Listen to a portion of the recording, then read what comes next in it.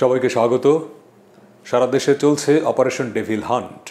Devil মানে আমরা জানি শয়তান, হান্ট মানে হচ্ছে অভিযান, শিকার বা বধ করা। অর্থাৎ ডেভিল হান্ট মানে হচ্ছে শয়তান শিকার করা। এবং এই অভিযানটি শুরু হলো অন্তর্বর্তী সরকারের দায়িত্ব নেওয়ার ঠিক 6 মাসের মাথায়। তারা 8ই আগস্ট দায়িত্ব নিয়েছিলেন এবং 8ই ফেব্রুয়ারি অর্থাৎ শনিবার এই অভিযানটি শুরু হয়েছে গাজীপুরে একটি বিশেষ ঘটনার পরিপ্রেক্ষিতে। এবং আমরা কয়েকটি প্রশ্নের উত্তর খুঁজতে চাই যে এই যে অপারেশন ডেভিল হান্ট, ডেভিল কারা, শয়তান কারা, সরকার আসলে শয়তান বলতে কাদেরকে চিহ্নিত করছে এবং কাদেরকে ধরতে চায়। এবং এই জাতীয় অপারেশন বা অভিযান বাংলাদেশে বিভিন্ন সময় হয়েছে। স্বাধীন বাংলাদেশে অনেকগুলো বড় অপারেশনের কথা আমরা জানি, যেমন 2002 সালে বিএনপি সরকারের সময় হয়েছিল খুব আলোচিত অপারেশন ক্লিন হার্ট, এবং যেটি পরবর্তীকালে 2015 সালে হাইকোর্ট ওই অপারেশনটিকে বা ওই অভিযানটিকে অবৈধ বলে রায় দিয়েছিলেন। এবং এরপরে 2016 সালের 1 জুলাই রাজধানীর হোলি আর্টিজান বেকারিতে জঙ্গি হামলার পরে 2016 সাল এবং 17 সালে এই প্রায় 1.5 বছরে অনেকগুলো অপারেশন হয়েছিল। অপারেশন টুয়াইলাইট, অপারেশন শরতের তুফান, এরকম অনেকগুলো নাম আপনারা পাবেন অনলাইনে। এবং এরকম আরেকটি বড় অভিযান হয়েছিল 2013 সালে শাহবাগে গণজাগরণ মঞ্চের বিপরীতে শাপলা চত্বরে হেফাজতে ইসলামের বড় কর্মসূচিকে ঘিরে, এবং ওই অভিযানটির নাম দেওয়া হয়েছিল অপারেশন ফ্লাশ আউট। তো এরকম অনেকগুলো অভিযান হয়েছে এবং প্রতিটি অভিযানই পরবর্তীকালে প্রশ্নের মুখে পড়েছে। এমনকি জঙ্গি বিরোধী যেসব অভিযান হয়েছে সেসব অভিযান নিয়ে ওই সময় যেমন প্রশ্ন ছিল, এখনও প্রশ্ন আছে। প্রশ্নগুলো কেন ওঠে এই কারণে যে সরকার বা রাষ্ট্র যখন কোনো এরকম আইনশৃঙ্খলা রক্ষা বা অপরাধ দমনের জন্য অভিযান শুরু করে, সেখানে আইনশৃঙ্খলা রক্ষাকারী বাহিনী আসলে কতটা নিরপেক্ষ থাকতে পারে, তারা মানবাধিকারের পক্ষে কতটা সোচ্চার থাকতে পারে, এটি একটি প্রশ্নের বিষয়। সাধারণত আমরা যেটা দেখি যে যখন যেই সরকারের আমলে অভিযানটি হয়, সেই অভিযানের মূল টার্গেট থাকে তাদের রাজনৈতিক প্রতিপক্ষ। তো বর্তমান অন্তর্বর্তী সরকার যেহেতু নির্দলীয় সরকার, তাদের রাজনৈতিক প্রতিপক্ষ বলতে অ্যাপারেন্টলি কিছু নেই বলে মনে করা হলেও আসলে আছে। কারণ আমরা জানি যে এই সরকার এসেছে জুলাই অভ্যুত্থানের একটি বিরাট পরিবর্তনের মধ্য দিয়ে। ফলে জুলাই অভ্যুত্থানে যারা পরাজিত শক্তি আওয়ামী লীগ, তারা হচ্ছে এই সরকারের প্রধান প্রতিপক্ষ বা প্রতিদ্বন্দ্বী। ফলে আপনি খেয়াল করবেন যে অপারেশন শুরুর পর দিন সচিবালয়ে স্বরাষ্ট্র মন্ত্রণালয়ের সিনিয়র সচিব তিনি একটি ব্রিফিংয়ে বলেছেন যে বিপ্লবের পরে পরাজিত শক্তিকে রাখা হয় না, কিন্তু অন্তর্বর্তী সরকার অতটা অমানবিক হতে পারেনি। তার মানে কি, এই পরাজিত শক্তিকে নির্মূল করে দেবার উচিত ছিল, বিভিন্ন দেশে হয়েছে, বাংলাদেশে সেটি হয়নি। তার মানে এখন যে অপারেশনটি শুরু হলো, তাহলে এর দ্বারা কি শুধুমাত্রই একটি রাজনৈতিক গোষ্ঠী বা একটি দলকেই প্রধানত টার্গেট করা হবে? ডেভিল এই শব্দটিতে আমরা যদি একটু নজর দিই, অপারেশন ডেভিল হান্ট 5ই আগস্টের পরে বাংলাদেশে নানা রকমের ঘটনা ঘটেছে, নানা রকমের অস্থিতিশীলতা তৈরির চেষ্টা হয়েছে, নানা রকমের মব জাস্টিসের নামে মব ভায়োলেন্স হয়েছে, মাজারে হামলা হয়েছে, কবরস্থানে আগুন দেওয়া হয়েছে, মানুষকে পিটিয়ে মারা হয়েছে। এই ঘটনাগুলোর সঙ্গে যারা জড়িত, ধরেন ঐতিহাসিক স্থাপনায় ভাঙচুর হয়েছে, আগুন দেওয়া হয়েছে, এই ঘটনাগুলো যারা ঘটিয়েছেন তারা কি ডেভিল নন?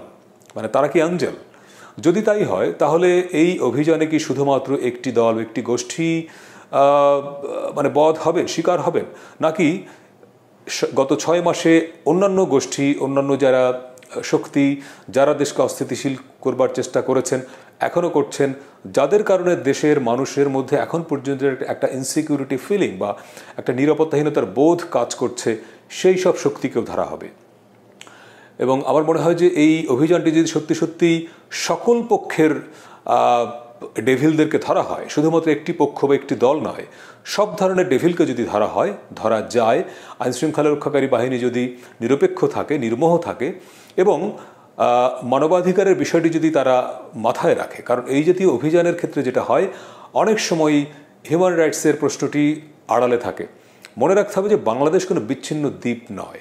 বাংলাদেশে কি হচ্ছে এটি আমরা যদি গণমাধ্যমে সব খবর নাও পাই, এখন কিন্তু সোশ্যাল মিডিয়ায় অনেক কিছু চলে আসে এবং তার থ্রুতে সারা বিশ্বের মানুষ জেনে যায় যে এখানে কি হচ্ছে না হচ্ছে। ইন্টারন্যাশনাল মিডিয়ার চোখ এখানে আছে।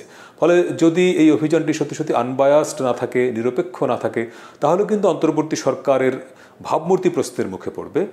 এবং মনে রাখতে হবে যে এই সরকারের যিনি প্রধান, তিনি একজন আন্তর্জাতিক খ্যাতিসম্পন্ন মানুষ, তার একটা গুডউইল আছে।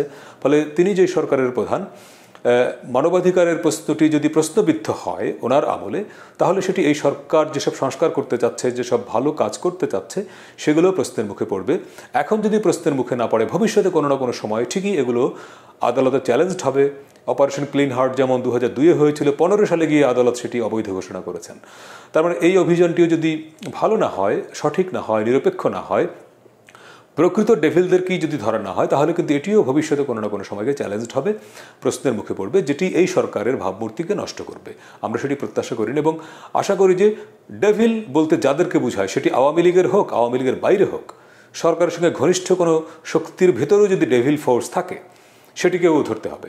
এখানে যে দল মত, কে সরকারের সঙ্গে ঘনিষ্ঠ, কাকে ধরলে সরকার বিব্রত হবে, এই বিবেচনায় না গিয়ে যদি প্রকৃত প্রস্তাবে আইনশৃঙ্খলা বাহিনী নিরপেক্ষ থাকে এবং যারা দেশকে অস্থিতিশীল করতে চায়, মানুষের মধ্যে ইনসিকিউরিটি ফিলিং যাদের কারণে তৈরি হয়েছে, এদেরকে যদি ধরতে পারে, তাহলে প্রধানত 3টি কাজ হবে আমি মনে করি।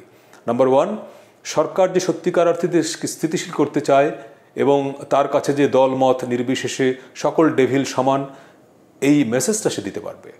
1 নাম্বার 2, মানুষের মধ্যে 5ই আগস্ট থেকে এখন পর্যন্ত যে একটা অস্থিরতা, একটা অনিশ্চয়তা বোধ কাজ করছে, এটি দূর হবে, দেশে একটি স্থিতিশীল পরিবেশ ফিরে আসবে।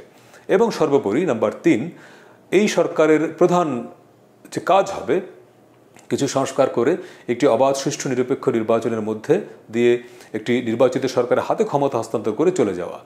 সেই পথটি পরিষ্কার হবে, অর্থাৎ একটি নির্বাচনের জন্য উপযোগী পরিবেশ, অর্থাৎ যেটিকে আমরা বলি লেভেল প্লেইং ফিল্ড, সেটি তৈরি করবার ক্ষেত্রে এই অভিযানটি ভূমিকা রাখবে, যদি সত্যি সত্যি অভিযানটি মানে নিরপেক্ষ হয়, আনবায়াসড হয় এবং এখানে ডেভিল বলতে যদি শুধুমাত্র একটি গোষ্ঠী বা একটি দলকে টার্গেট করা না হয়।